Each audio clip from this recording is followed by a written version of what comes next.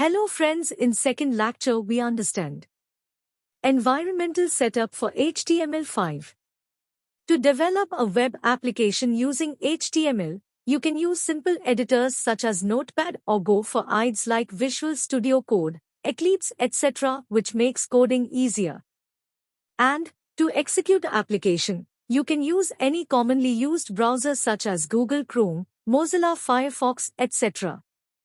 Let us understand how to set up the environment to develop a web application using Visual Studio Code. To download Visual Studio Code, you need to open your browser and type Visual Studio Code in the search bar. I'll provide you with the link in the YouTube description. We'll install it for Windows, but you can also install it for macOS and other operating systems if you prefer. As soon as you click on Install, your Visual Studio Code installation will begin. Since I've already installed it before, I'll cancel the installation. After install Visual Studio Code, create the below-mentioned HTML page in Visual Studio Code by the following steps. Open Visual Studio Code from the Start menu.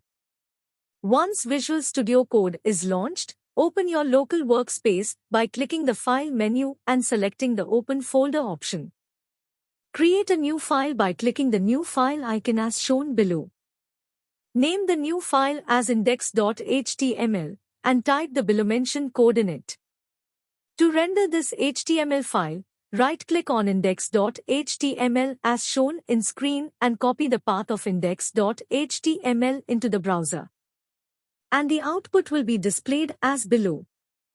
In the previous example, each time whenever we make subtle changes in the code, we will be forced to refresh the page for the changes to reflect.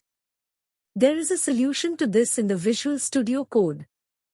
Visual Studio Code IDE provides an extension called Live Server using which HTML page can be rendered and any changes that developers make further will be automatically detected and rendered appropriately.